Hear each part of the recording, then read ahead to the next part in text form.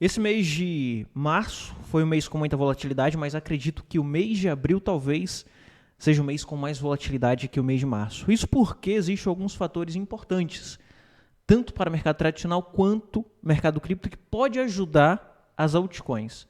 Hoje vamos falar de altcoin, hoje vamos falar de dois fatores que podem ajudar a impulsionar as altcoins, junto com o Bitcoin, obviamente, e mercado tradicional. E também tem outras coisas importantes que a gente precisa ficar de olho no curto prazo aqui em Bitcoin e também nas altcoins, tá bom? Tá chegando aqui pela primeira vez, seja bem-vindo. E se o vídeo fizer sentido para você, deixa o like, tá bom? Então vamos lá. Começando aqui por Bitcoin, depois a gente vai lá para as altcoins e quero passar esses fatores importantes. Mas antes quero mostrar aqui Bitcoin no curto prazo, para que você entenda o que pode acontecer e a volatilidade de curto prazo no Bitcoin antes de sair fazendo compras ou qualquer coisa que seja, tá? Muito cuidado com o curto prazo nesse momento. Olha só, Bitcoin hoje está chegando aqui na região de 84 mil dólares por unidade. Uma valorização que chegou aproximadamente a 3%. Só que todos os dias eu venho aqui para falar sobre essas valorizações e falo sempre a mesma coisa. Cuidado com o volume. Se o preço está subindo, chegando em uma região de resistência importante e não tem volume, não tem força compradora para elevar o preço. A engrenagem principal, combustível principal para uma valorização é volume, é pessoas negociando. Então, se a gente tem o preço subindo, como por exemplo, subindo hoje para a região de resistência em 84, mas olha o volume voltando para 27. Ontem, pessoal, a gente tinha volume em 37, já caindo 10%. Bom, hoje é sexta-feira, temos menos pessoas negociando no mercado, menos institucional operando, mas é crucial que para o preço passe de uma região de resistência importante, tenha volume, tenha pessoas negociando. Então, se não tem volume, não tem pessoas negociando, cuidado, porque ele pode não passar aqui dessas regiões de resistência, como por exemplo essa região de 84 que tocou 1, 2, 3, 4, a quinta vez agora. Então, muito cuidado com o Bitcoin para o dia de hoje, porque mesmo estando positivo, ele pode voltar um pouco. Depois de ter te passado esse alerta aqui de curto prazo, é importante eu passar esses alertas de curto prazo, porque o curto prazo vai influenciar também no médio prazo e vice-versa. O médio prazo influencia no curto prazo, a gente sabe disso. Eu quero te passar esses fatores que podem ajudar a impulsionar o Bitcoin e as altcoins. E olha só, Bitcoin em leve queda, mas iniciativa de reserva de Trump pode mudar o jogo. Saiu uma notícia ontem lá da Casa Branca e é uma possibilidade, tá? De que o Trump pode criar a reserva foi criada e com essa reserva ele pode começar a comprar Bitcoin também. Então existe a possibilidade, agora foi aberta a possibilidade de que ao invés de só armazenar o que já tem, também comprar. Inclusive o Michael Saylor sugeriu que o Donald Trump comprasse em reservas federais de 5 a 20% do valor em circulação do Bitcoin. Tivesse um monopólio sobre o Bitcoin. Pode ser algo que venha a acontecer, seja uma boa sugestão, mas existe esse fator aí que já está ajudando hoje o Bitcoin a voltar para casa dos 84, obviamente curto prazo. Não acredito que vai romper agora, no dia de hoje, pode acontecer durante o final de semana, o volume voltar a subir no final de semana e acontecer, mas ainda não acredito que vai acontecer para o dia de hoje. Ele pode inclusive voltar fechando negativo como aconteceu ontem. Passei a mesma informação no dia de ontem e ele voltou até a casa dos 80 mil dólares por unidade. Não tiro de cogitação a mesma coisa acontecer hoje, tá? Então cuidado com muita empolgação aí. Fatores importantes para que a gente fique de olho no Bitcoin para o próximo trimestre, segundo trimestre desse ano, trimestre muito importante. E na virada do trimestre, pessoal, acontecem umas coisas bem interessantes que podem ajudar o preço do Bitcoin, das altcoins, das ações, de índices, mercado de renda variável como um todo, tá?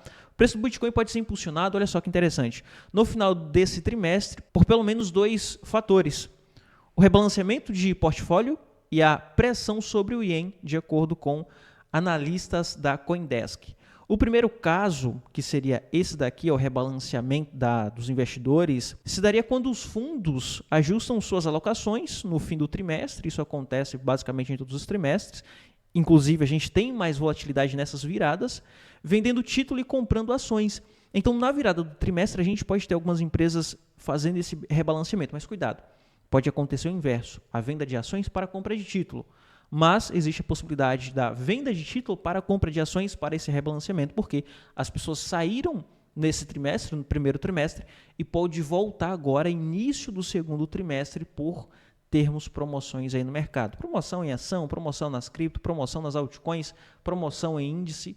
Então, a gente pode ter esse rebalanceamento aí de venda de título, lucrei em título, tenho uma boa lucratividade aqui, agora eu quero aumentar o meu risco porque a gente tem um bom preço e um capital legal aqui em renda fixa. Então, pode acontecer esse rebalanceamento e isso daqui é um fator importante. A galera fala muito de M2 e tal, mas M2, pessoal, eu tive observando o M2 e não vejo muita diferença do que aconteceu no final do ciclo passado, tá?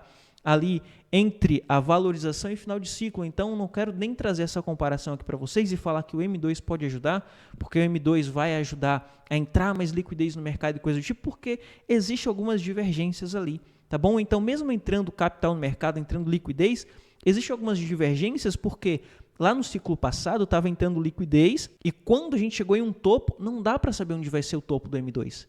Então, existe essa divergência. Quando o M2 encontrou um topo, a gente teve a reversão, porque a partir dali foi só saída de liquidez no mercado. Então, não dá para a gente falar agora que o M2 vai explodir a partir de agora ou se o M2 encontrou um topo. Se o M2 encontrou um topo, a gente pode ter reversão. Se o M2 continuar subindo, então a gente vai ter mais dinheiro e liquidez entrando no mercado. Por ter essa divergência, eu prefiro não trazer aqui para vocês, tá? Analisei muito o M2, mas eu prefiro não trazer por conta dessas divergências e não saber onde que vai ser o topo da liquidez no mercado, onde que vai ser o topo do M2, tá? E depois a gente tem isso daqui, ó. Acerca da pressão sobre a moeda japonesa, o ien, sua desvalorização reduz a aversão ao risco. O dólar também, tá? Tá desvalorizando. Enfraquecendo o movimento de desfazer o carry trade e potencialmente beneficiando ativos mais arriscados como criptomoedas, altcoin, ação, índice. Então, isso daqui pode ajudar a impulsionar as altcoins e o Bitcoin no próximo trimestre, ou seja, início do próximo trimestre, na virada, que é agora de março para abril, ajudando a impulsionar Bitcoin, ajudando a impulsionar as altcoins. Quando a gente vai ver outro fator importante, olha só, Bitcoin dominância, BTC.D. Inclusive, está até subindo um pouco hoje, tá? Essa análise trouxe para vocês, falei sobre isso daqui no vídeo de ontem e veja só, a gente teve essa formação de bull trap, uma formação bem interessante, porque quando a gente tem essa formação aqui, esse falso rompimento e o preço volta com força, engolfando o candle positivo anterior, a gente pode ter a continuação de volta desse ativo, nesse caso é um index, né? A gente está analisando ali a dominância do Bitcoin barra altcoin e a partir desse momento ele pode vir buscar no mínimo esse fundo.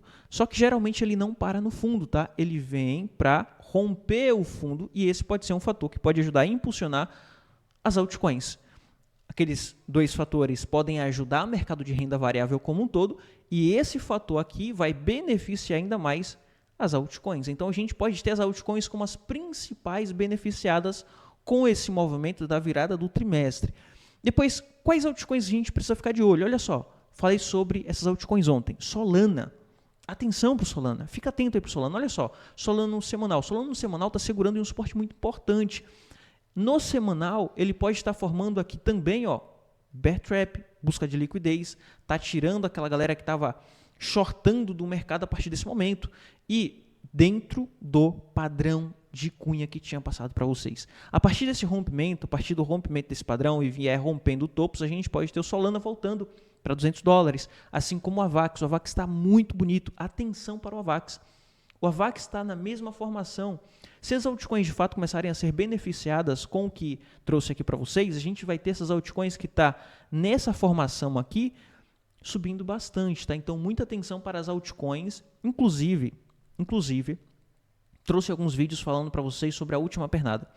Eu, Luiz, continuo acreditando em uma última pernada no mercado cripto. Tenho algumas preocupações à medida que o mercado vem se desenrolando para o decorrer desse trimestre, à medida que vai passando o tempo, chegando ali, final do trimestre, do primeiro, do segundo, vai me preocupando um pouco mais, mas continuo acreditando em mais uma pernada para as altcoins e também para o Bitcoin. Já passei diversas vezes isso daqui para vocês, tá? Muita gente está interpretando errado porque confunde as preocupações com a crença.